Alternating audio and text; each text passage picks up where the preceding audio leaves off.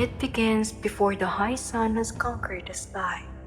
In that patient, steady hour, when the desert is still breathing the night's cool air, and the mudbrick walls hold fast to their deep internal shape, you stand at the edge of this time, where the softness of pre-dawn meets the promise of golden light.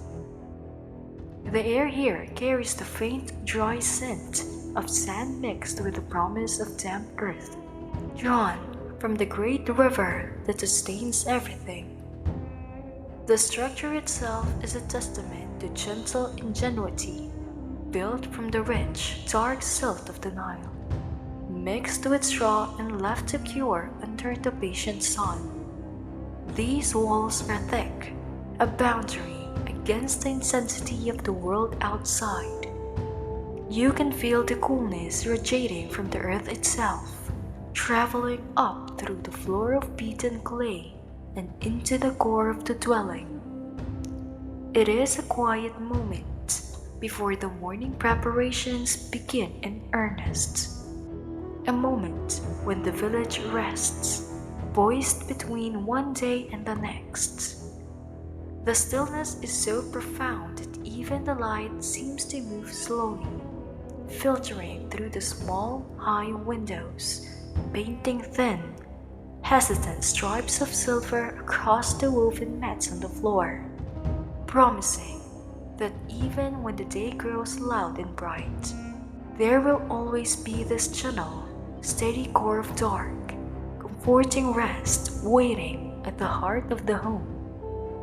The simple furnishings, perhaps only a low wooden stool and a chest for storage, sits patiently in the shadows, waiting for the first touch of the newly awakened family. The purpose of this architecture is not merely shelter, but the creation of enduring coolness, a safe sanctuary within the enduring heat of the two lands. You might imagine the touch of the sun on your skin just beyond the thick door, a fierce, shimmering pressure that demands respect. But inside, the air is adjusted, tempered by the dense, steady mass of the mudbrick. The walls absorb the day's heat slowly, patiently holding it until the deep night, ensuring that even at midday, when the sun is heavy, unrelenting presence high above, the interior rooms remain dark, steady, and cool, offering a place where thought can slow and the body can yield to necessary rest. This cool air moves slowly, almost reluctantly, through the simple rooms, carrying the faintest memory of the river moisture from where the bricks were formed. Perhaps you reach out and place your palm gently against the wall, feeling the unexpected solidity and the comforting drop in temperature, realizing that the very earth of Egypt had been persuaded to protect you. This feeling of enduring shelter is a profound comfort, a daily, quiet miracle of human understanding and natural rhythm, where the materials of the desert, the slit, and the straw are brought into balance with the needs of the human heart, creating a space where the spirit is permitted to breathe lightly, even when the world outside demands constant, strenuous effort. The thick walls, silent and massive, seem to listen to the sounds of the day, filtering out the loud and keeping only the softest echoes of life. The ingenious design extends to the placement of every water vessel, maximizing the sensation of cool relief. Deep within the coolest, shadiest part of the storage rooms sit large clay jars, heavy and rounded, often stoppered with cloth or reeds to prevent evaporation, yet still allowing a subtle, refreshing exchange of air. You can picture the surface of the clay, often unglazed, allowing the water within to transpire just enough that the gentle evaporation pulls the heat away from the vessel, keeping the liquid within perfectly chilled, not with the sharp, startling cold of ice, which is impossible here, but with a deep, steady coolness that soothes the throat and settles the dust of the body. Even the simple act of drawing a cup of this water becomes a small mindful ritual. The sound of the cup clinking softly against the rim of the jar, the way the cool water feels slightly heavier on the tongue, and the immediate sensation of quiet relief washing over the senses. These details transform a necessity into a moment of pure, gentle luxury. In the brightest hours, when the air shimmers above the dusty path, this interior stillness is a profound gift, a space where anxiety falls away, replaced by the steady assurance that the home, made by patient hands from the patient earth, will endure the heat of the day and offer its constant, reliable sanctuary, keeping watch over the deep stillness necessary for restoration. The clay jars stand like silent guardians, full of precious life-giving water, promising that no one here will thirst, a deep and fundamental security woven into the very structure of the dwelling. Even the fabrics of the household cooperate in this gentle pursuit of coolness and peace. The ancient Egyptians prized linen, a cloth spun from the flax plants, which is known for its ability to wick moisture away and feel immediately cool against the skin. You can imagine the feel of freshly washed tunic hanging in the narrow space between the courtyard and the main room, fluttering slightly as the air adjusts.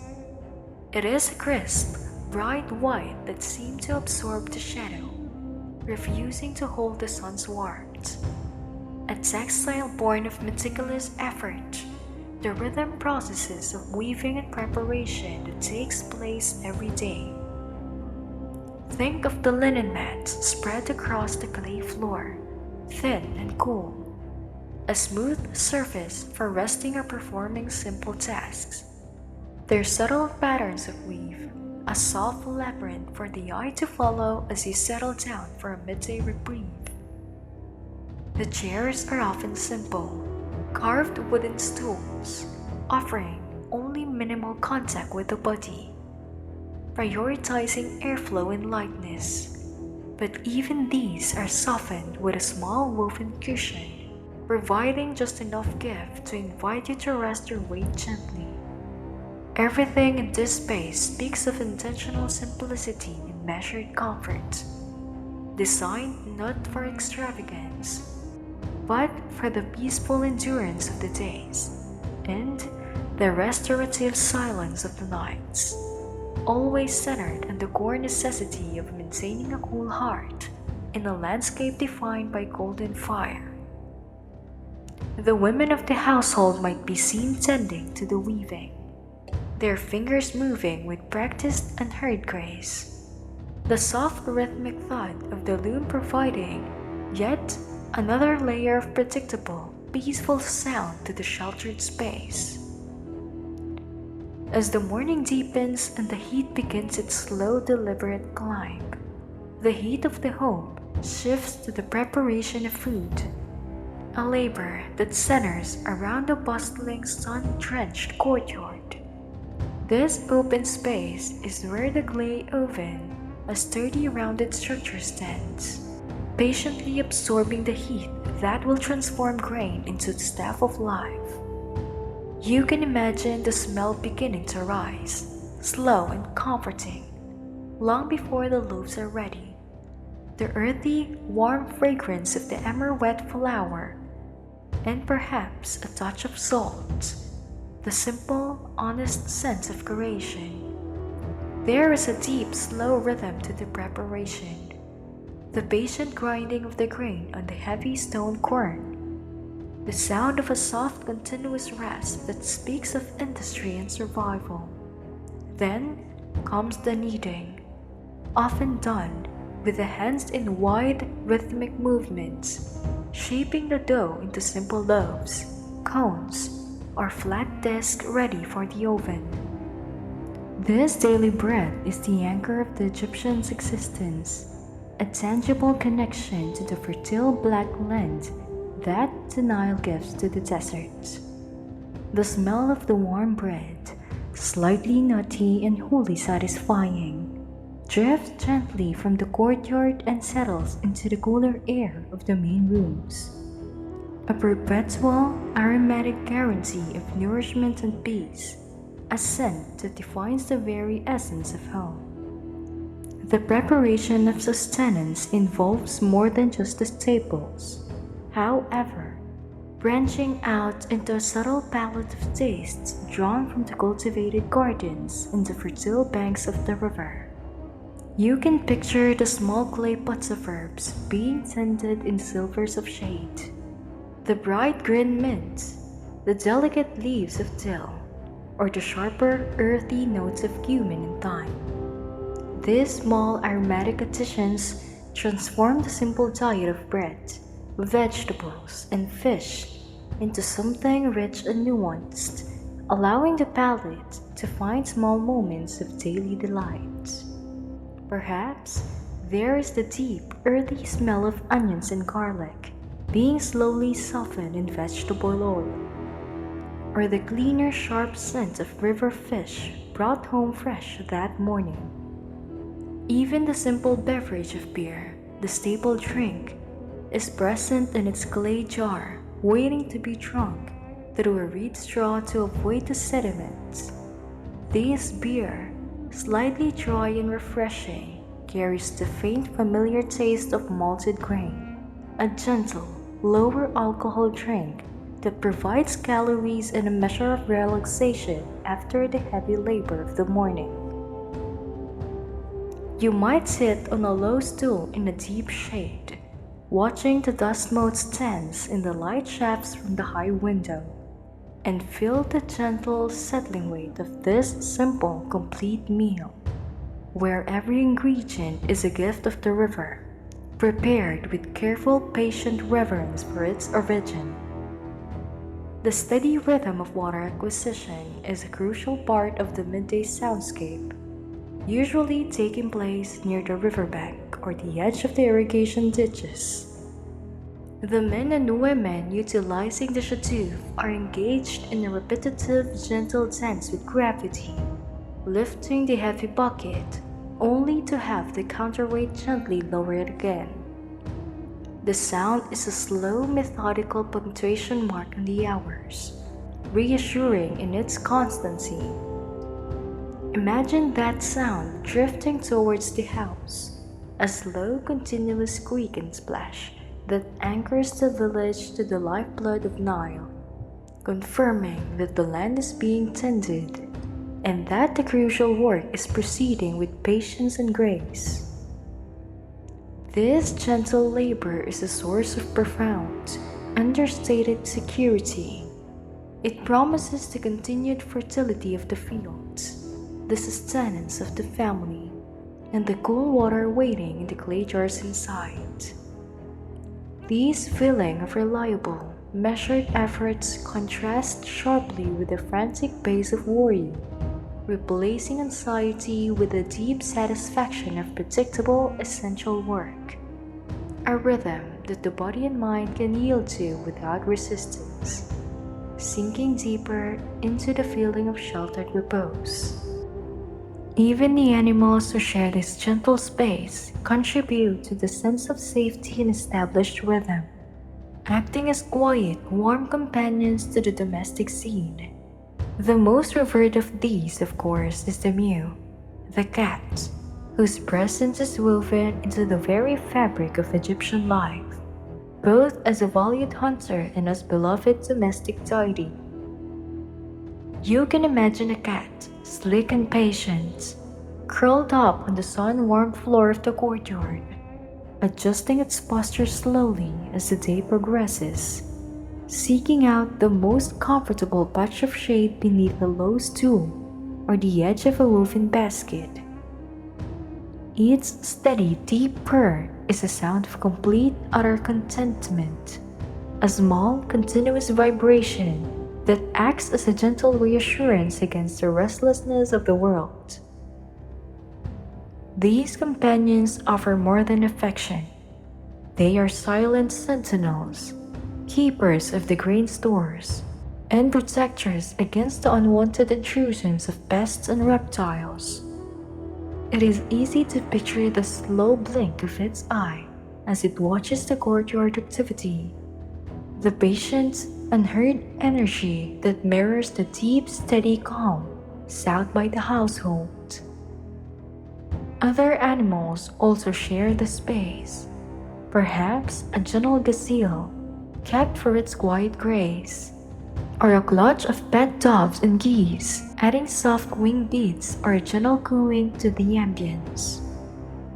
Even the steady rhythmic presence of these animals, their movements slow and predictable in the heat, serves as a soft continuous background to the long hours of the day, emphasizing that within these thick walls, all creatures are safe and accounted for, resting easily and enduring the stillness of the home. As the sun begins its slow descent from the peak of the sky, the focus shifts outward momentarily, drawing the listener gently towards the sound of the closing day. If the market is nearby, you can imagine the voices of the vendors soften. The bargaining becomes less insistent, and the sound of trade slowly wrapping itself up for the evening rest. The market, rich in colors, the bright white of linen, the copper gold of the weights, used for bartering, the vibrant reds and yellows of fruit and pottery, is now beginning to yield to twilight. This is the hour when the mothers and children, having completed their chores, return home with their small daily acquisitions. A fresh loaf traded for a woven mat, or a handful of herbs for a small measure of oil. The sound of sandals on dusty paths grows softer, more deliberate. The heat of the day loosens its grip, exhaling a gentle breeze that carries the faint sweet scent of newly watered gardens or the complex aromatic promise of incense being prepared for an evening ritual. This slow, deliberate movement inward, away from the wider world and back to the core safety of the home. This slow, deliberate movement inward, away from the wider world and back to the core safety of the home is a comforting ritual, a gentle winding down that prepares the body and the spirit for the deep, necessary rest that follows labor. The preparation for sleep often includes a small personal ritual of purification and sense, a gentle acknowledgement of the transition from day to night. You might observe the application of fragrant oils and ointments, often prepared by steeping flowers or spices like cardamom and cinnamon in carrier oils. These scents were cherished in ancient Egypt, used not only for daily hygiene, but also to signify a peaceful state, contrasting sharply with the harsh smells of workshops or public labor. The aroma of these oils, perhaps featuring the sweet calming scent of lotus, is comforting and restorative, a final, tender blessing before rest. This subtle sensory experience reinforces the theme of domestic harmony, suggesting that the day's dust and effort are being gently washed away, leaving the body and mind receptive to quietude. The final gentle activity might be the preparation of the sleeping area itself, often located on the flat roof of the house during the warmest months to take full advantage of the cool night air. This act of setting out the mats and linens under the vast sky is the final step in the day's patient submission to rest. As the night truly takes hold, The family ascends to the flat roof of the mudbrick house, the ultimate sanctuary of coolness and peace. The roof, baked by the day's sun, has now begun to release its accumulated warmth gently into the cooling night air, creating a microclimate of perfect steady temperature. You can imagine the feel of the woven mat spread out beneath you. The surface slightly rough yet yielding, and the soft gold linen sheets pulled lightly over the body. Above, the sky is a deep, endless expanse of indigo velvet, pierced by the brilliant, uncountable stars that shine with an ancient, silent intensity. This view of the heavens, unobscured by the lights of the city, places you gently beneath the gaze of the cosmos, reminding you of the vastness of the universe and the small, secure place you occupy within it. The sound of the river is closer now, a continuous murmur, the steady voice of the Nile itself, which has dictated the rhythm of every day and every season since time began. The stillness here is absolute, broken only by the natural sounds that accompany deep rests. The rhythmic hum of night insects, the distant faint call of a bird, and the soft steady breathing of those resting nearby. You might recall the day's journey, the smell of the warm bread, the feel of the cool water, the slow, patient labor, and allow those memories to settle like dust, fading gently into the comforting backdrop of the night. On the rooftop, the heavy weight of the sun is entirely gone, replaced by the weightless, tender embrace of the darkness. You are fully protected, surrounded by the quiet walls that have endured the heat and offer their shelter, lying beneath the silent sentinels of the stars. The subtle spiced scent of the evening meal has dispersed, leaving only the clean, faint smell of dry earth and pure, cool air. The lamps grow dim now. The oil flickers once. A final golden sigh. The river is still, its murmuring voice a gentle lullaby. The village sleeps, wrapped in the deep, heavy security of the dark. The stars watch patiently from their ancient, silent posts, and now you are at rest. The stillness settles deeper now, reaching the core of the soul. There is nothing left to do, nothing left to see, only the feeling of the steady mat beneath you, the gentle weight of the linen, and the vast, peaceful darkness above.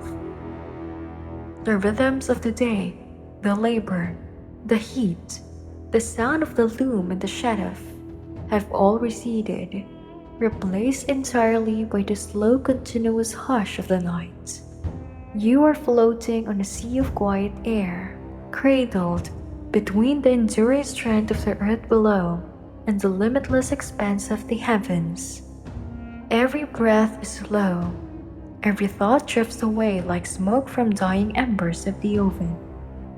There is only the feeling of peace, deep and complete, inviting the mind to surrender to the final gentle drift towards sleep.